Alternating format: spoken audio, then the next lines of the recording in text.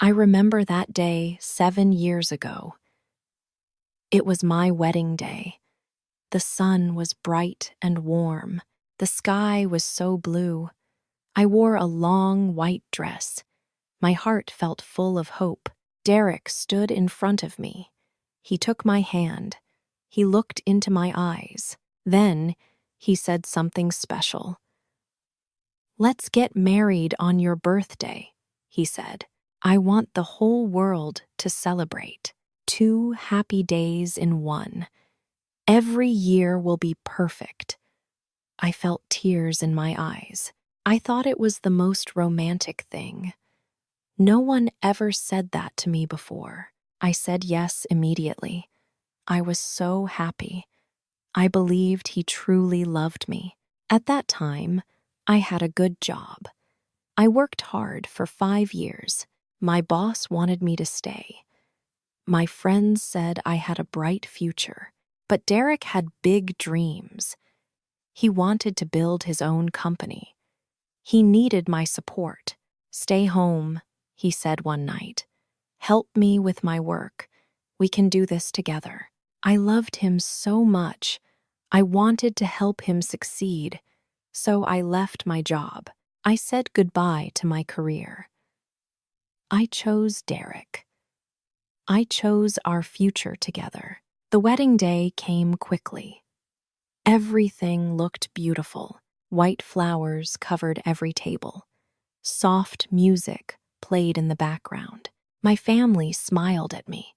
Derek's friends filled the room. Everyone wore expensive clothes. The cake was 3 layers tall. Champagne bottles stood in neat rows. It all felt like a dream. Derek held my hand during the ceremony. He spoke his vows clearly. His voice was strong and confident. I spoke my vows too. My voice shook a little. I was so nervous and excited. Then we were married. Everyone clapped and cheered. The celebration began right away. Guests moved to the big hall. Music started to play. People danced and laughed. The room felt so warm. Derek led me to the center. We danced our first dance. Then the toasts began. Derek's best friend spoke first. He told funny stories about Derek. Everyone laughed. My father spoke next. He wished us many happy years. His eyes looked wet with tears. Then Derek stood up. He held a glass high. The room became quiet. Everyone waited to hear him speak. "Thank you all for coming," he said. "This is the happiest day of my life." He looked at me and smiled. "To our anniversary," he said loudly. "To our love, to many beautiful years together." Everyone raised their glasses. They all repeated his words. "To your anniversary, to your love." The room filled with warm sounds. I smiled and drank champagne, but something felt strange inside me. Derek never said happy birthday. He never mentioned it at all. The guests didn't know. They only knew about the wedding. They only celebrated our marriage. No one sang birthday songs. No one gave me birthday cards. It was my birthday, but it became invisible. It disappeared into the wedding celebration. I pushed the feeling away. I told myself it didn't matter. We were married now. That was more important. Derek loved me. That was all I needed. The party went on for hours. We cut the beautiful cake. We took hundreds of photos. We thanked every guest. Finally, the night ended. Derek and I left together. We drove to a nice hotel. I felt tired, but happy. In the car, Derek held my hand. "Perfect day," he said. "Perfect wife." I smiled at him, but deep inside, something felt different. Something small had changed. A tiny crack appeared in my heart. I didn't understand it then. I didn't want to see it. I was too much in love. I was too full of hope. 7 years later, I would understand. 7 years later, everything would be clear.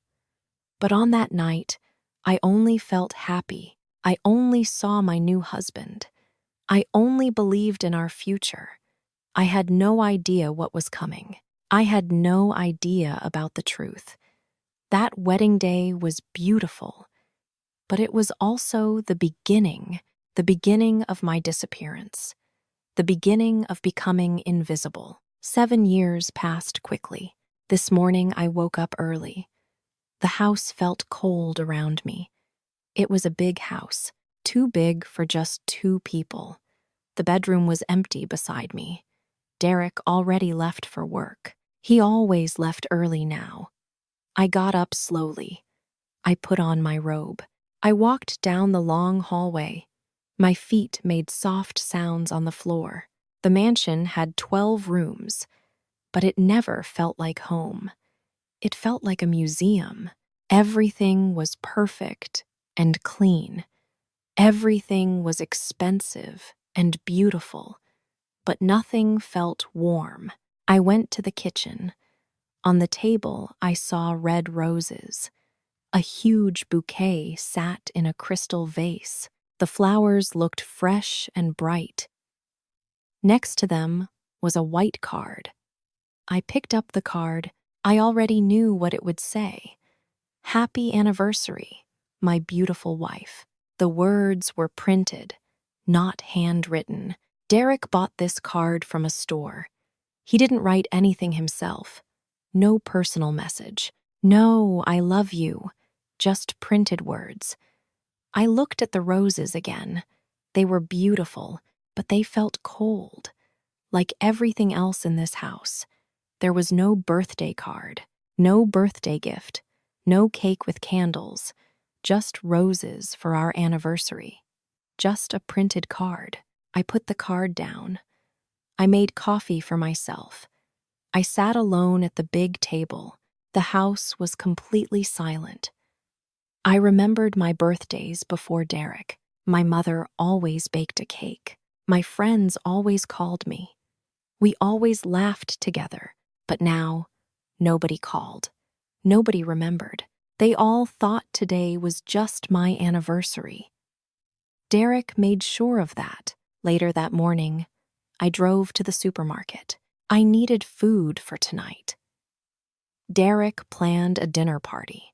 Business partners were coming to our house. I had to prepare everything.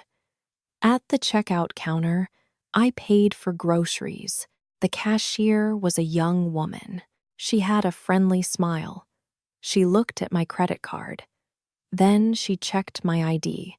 Her eyes went wide.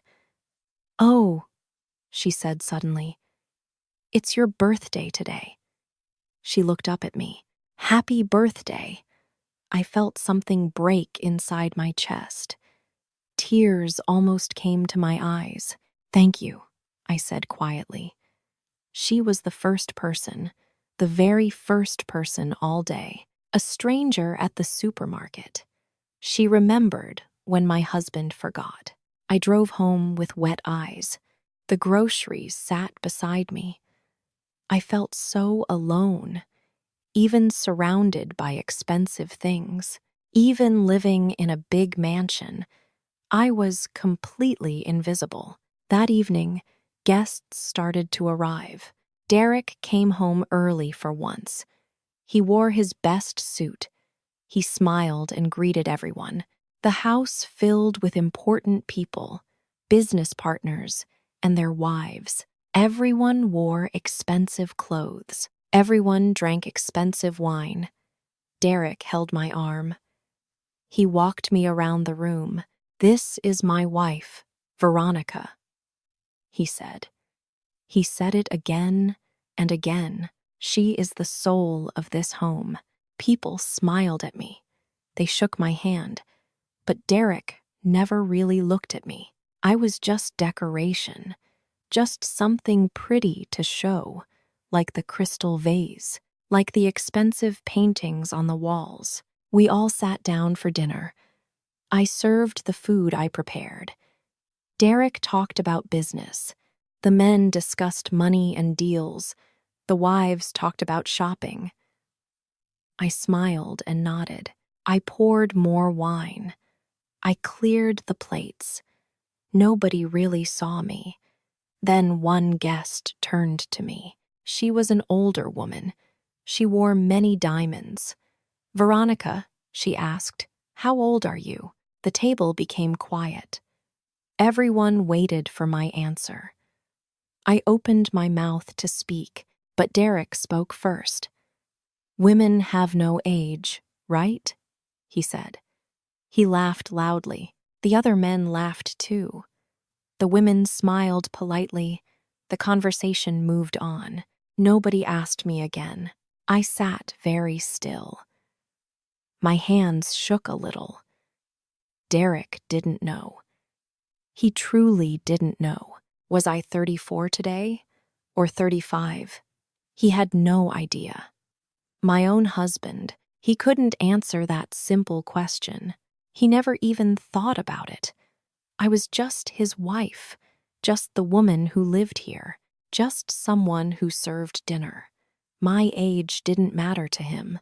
My birthday didn't matter. I didn't matter. The dinner party continued for hours. People laughed and talked. Music played softly. Everything looked perfect from outside, but I felt like glass, transparent and fragile. People looked through me, not at me, through me. I was disappearing. My identity was fading away. 7 years ago, I had a name. I had a job. I had friends who knew me. I had a birthday that people celebrated. Now I only had this role, Derek's wife, the soul of this home. Whatever that meant, later that night, everyone left. Derek went upstairs. He fell asleep immediately. He was tired from talking. I stayed downstairs alone. I cleaned the kitchen slowly. I washed every dish. I put away every glass. The house became quiet again. I stood in the empty dining room. I looked at my reflection in the window. A woman looked back at me, but I barely recognized her. Who was she? Where did Veronica go? The real Veronica, the one who existed before. I turned off the lights. I went upstairs. Derek was already sleeping. He never said goodnight. I lay down beside him. The bed felt cold. The house felt cold. My heart felt cold. Today was my birthday. Today was my anniversary. But today felt like nothing, like I was nothing. Invisible, forgotten, erased. The next day, I went to a bookstore. I needed something just for me. I walked through the quiet aisles. Books stood on tall shelves. The store smelled like paper and coffee. I found what I wanted, a black leather journal. It was small and plain. Nobody would notice it. I bought it with cash. I didn't want Derek to see it. I drove home carefully. The journal sat in my purse. It felt like a secret, my first secret in years. At home, I went straight upstairs. I closed the bedroom door. I took out the journal. The leather felt smooth in my hands. I hid it under my pillow, deep under, where Derek never looked. That night, I waited. Derek came home late. He ate dinner quickly. He went to his office. He worked on his computer for hours. I sat alone in the bedroom. I pulled out the journal. I opened it to the first page. I picked up a pen. My hand shook a little. Then I started to write. Day 1, I wrote. He forgot my birthday again. He only remembered his company's anniversary. I stopped writing. I looked at those words. They looked so simple, but they hurt so much. I closed the journal. I put it back under the pillow. I felt different somehow. Something changed inside me. The next few weeks were strange. I started watching Derek, really watching him. I saw things I never noticed before. Derek remembered everything about work, every single detail, every number and date. One morning at breakfast, he made phone calls. "The Johnson contract ends on Tuesday," he said. He never forgot a contract date. Another day, he talked about his car. "I need to take the Porsche in," he said. "The maintenance is due next Friday." He remembered his car appointments perfectly. He knew every deadline. He knew every meeting time. He knew when bills were due. His memory was sharp and clear for business, for money, for things that mattered to him. But he forgot things about me. Every single day, he forgot. Last week was my friend Lisa's birthday. I mentioned it 3 times. "I need to buy a gift for Lisa," I said. Derek nodded but said nothing. On Lisa's actual birthday, Derek asked, "Who is Lisa again?" I just stared at him. Lisa was my best friend. For 10 years, Derek met her many times, but he didn't remember her name. Then there was the cake incident. Last month, Derek brought home dessert, a big chocolate cake. "Your favorite," he said proudly. I looked at the chocolate cake. Chocolate was his favorite, not mine. I always liked lemon cake, light and fresh, not heavy and sweet. I told him this many times. Years ago, before we married, on our dates, I always ordered lemon desserts, but Derek never remembered. He thought I liked what he liked. Every night, I wrote in my journal. I recorded everything. Day 8. Derek remembered his business partner's son's birthday. He sent an expensive gift, but he doesn't know my favorite color. Day 12. Derek knows exactly how much money we have, every account, every investment, but he doesn't know my mother's phone number. Day 15. Derek remembered to fix the garage door. He forgot to ask about my doctor's appointment. The list grew longer. The pattern became clear. Derek had selective memory. He remembered money. He remembered business. He remembered status. He remembered power, but he forgot me. He forgot my preferences. He forgot my friends. He forgot my life. I wasn't important enough to remember. Something happened to me during this time. The sadness started to fade. It turned into something else, something cold and clear. I stopped crying at night. I stopped feeling hurt. Instead, I started observing. I watched Derek like a scientist. I studied him carefully.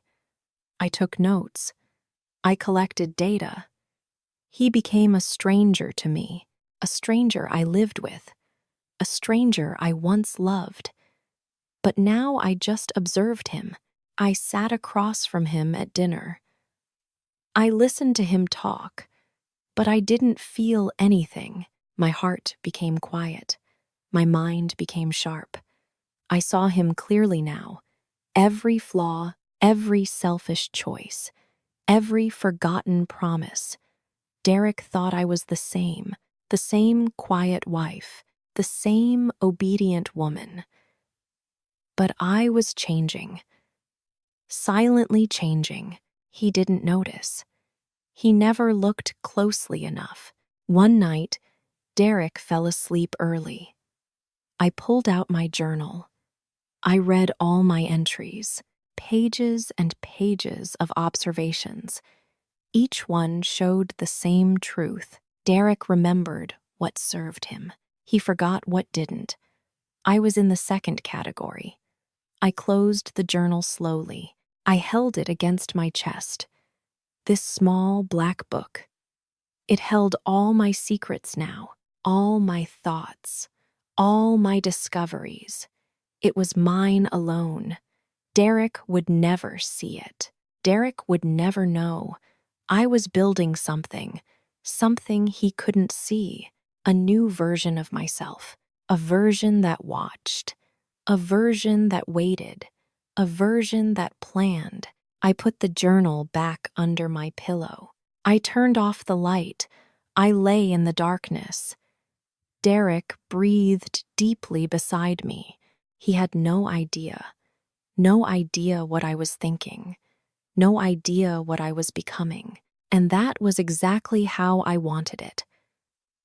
One afternoon, everything changed. Derek left for work early. He rushed out the door. He forgot something important. His black briefcase sat on the kitchen counter. I saw it after he left. The briefcase was still there. Derek never left it at home. He always took it with him. He kept important papers inside, business documents, company files, confidential information. I stood and looked at it. My heart beat faster. Should I open it? Should I look inside? I waited for a moment. Then I picked it up. It felt heavy in my hands. I carried it to the dining table. I sat down. I clicked open the locks. The briefcase opened easily. Inside were many folders. Papers filled every section. I pulled out the first folder. It was labeled insurance. I opened it slowly. Inside were insurance documents, life insurance, health insurance, company insurance. Then I saw my name, Veronica Harper. My policy was there. I started reading the papers. The words were small and formal, but I understood them. Then I saw something wrong, very wrong. My birth year. The document said I was born in 1995. I stopped breathing. My hands started shaking. That was wrong, completely wrong. I was born in 1990, not 1995. 5 years different. I checked the paper again. Maybe I read it wrong, but no. It clearly said 1,995. Someone changed my birth year. Someone made me younger on paper. 5 years younger. But why? Why would anyone do that? I pulled out more documents, tax records for Derek's company, employee benefits papers, dependent information forms. Every single paper had the wrong year. Every document said 1,995. All of them were wrong. This wasn't a mistake. Mistakes don't happen everywhere. Someone did this on purpose. I felt sick to my stomach. My head started spinning. I needed to understand. I needed to know why. I went to Derek's office. We shared a computer there. He used it for home business. I turned it on. I opened his email account. Derek never logged out. He thought I never looked. He thought I didn't care. But today I looked. I searched for my name. I searched for insurance. I searched for dependent. Emails appeared on the screen, dozens of them. I clicked on the first one. It was from 2 years ago, an email to Derek's accountant. I read it carefully. My blood turned cold. Derek wrote, "Change Veronica's birth year to 1995. This will lower our insurance premiums. Dependent rates are cheaper for younger people." I clicked on another email. This one was from last year. Derek wrote to the same accountant, Make sure all tax forms show 1,995. We can claim better deductions this way. The government won't check dependent ages. I clicked on more emails. Each one made me feel worse. Derek planned everything. He told the accountant exactly what to do. He made me younger on paper, not because he loved me, not because he cared, but because it saved him money. I was just a number to him, just a way to pay less, a tool for his business, nothing more. I kept reading. I found more terrible information. The wrong birth year affected everything. My future retirement benefits, my Social Security payments, my medical coverage later.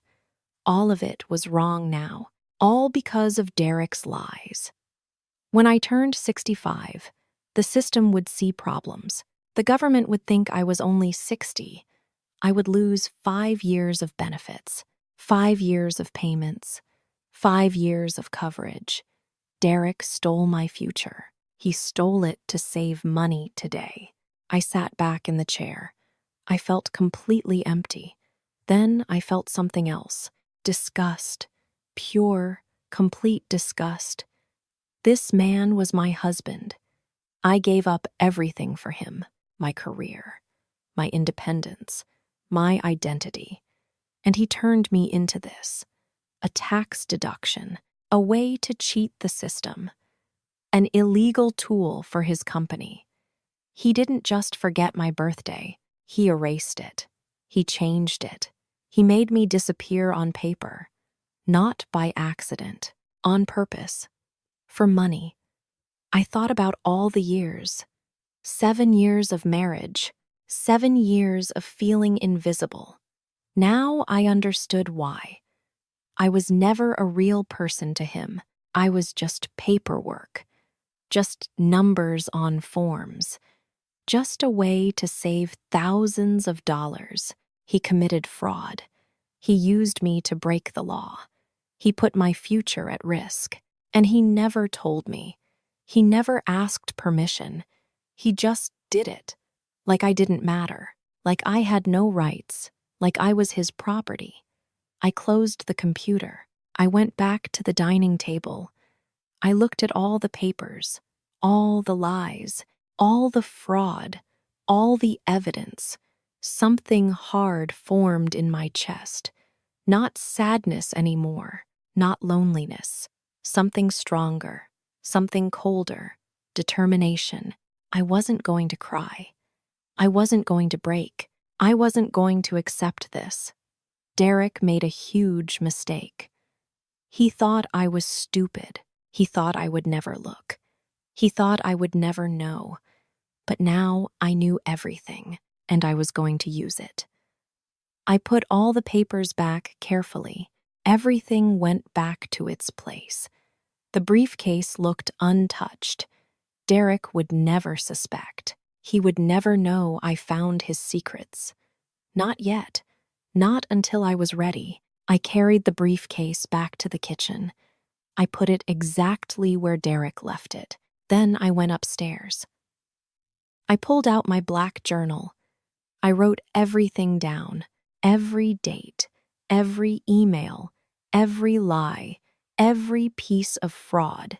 The evidence was clear now. Derek wasn't just a bad husband. He was a criminal, and I was going to make sure everyone knew it. The next morning, I woke up different. I had a plan now. Derek came down for breakfast. I smiled at him warmly. "Good morning," I said sweetly. "Did you sleep well?" He looked surprised. I never asked him questions anymore. "Yes, fine," he said. He drank his coffee quickly. I poured him more. I made his favorite eggs. I asked about his meetings today. Derek looked at me strangely, but he seemed pleased. Over the next few weeks, I changed completely. On the outside, at least. I became the perfect wife again. I smiled more. I cooked his favorite meals. I asked about his work. I listened to his stories. I never complained. I never questioned anything. Derek noticed the change. "You seem happy lately," he said one night. "I am happy," I lied. "I just want to support you better." He smiled and kissed my forehead. "That's my girl," he said. I felt nothing when he touched me, but I kept smiling. Inside, I was planning everything. I needed help, professional help. I needed a lawyer. One afternoon, I drove across town. I parked far from our neighborhood. I walked into a tall office building. The lawyer's name was Patricia Chen. I found her on the internet. She specialized in divorce cases, especially complicated ones. I sat in her clean, quiet office. Patricia looked at me carefully. "Tell me everything," she said. I showed her my journal. I showed her photos of the documents. I took pictures with my phone. Derek never knew. I explained the insurance fraud. I explained the changed birth year. I explained everything. Patricia listened without speaking. Her face stayed calm and professional. When I finished, she nodded slowly. "This is serious," she said. "This is criminal fraud. Your husband broke federal laws." She looked at me directly. "Do you want to divorce him?" she asked. "Yes," I said immediately. "Absolutely yes." Patricia wrote notes on paper. "I need all the evidence," she said. "Every document you can find, every email, every receipt. Can you get those?" she asked. "Yes," I said. "I can get everything." Patricia leaned forward. "But listen carefully," she said. "Don't file anything yet. If you file now, he will know. He might hide his money. He might destroy evidence. Rich men always do this." She looked at my face. "Wait until he feels safe," she said. "Wait until he feels powerful. Wait until he is most arrogant. Then we strike." I understood completely. "When?" I asked. Patricia smiled slightly. "Pick a day that matters to him. A day when he feels like a winner. That's the best time." I knew exactly which day. Our anniversary. Our 8th anniversary. Derek always made it a big celebration. He always invited important people. He always showed off. That would be the perfect day. I saved Patricia's number in my phone, but I didn't use her real name. I wrote hair salon instead. Derek never looked at my phone, but I had to be careful. Over the next weeks, I worked quietly. When Derek left for work, I moved fast. I went to his office. I opened his files. I took out every important paper. I drove to a copy shop, a different one each time. Far from our house, I made copies of everything: insurance policies, tax documents, bank statements, email printouts, everything that showed his fraud. I kept the copies in my car, in a box under the spare tire. Derek would never look there. The evidence grew and grew.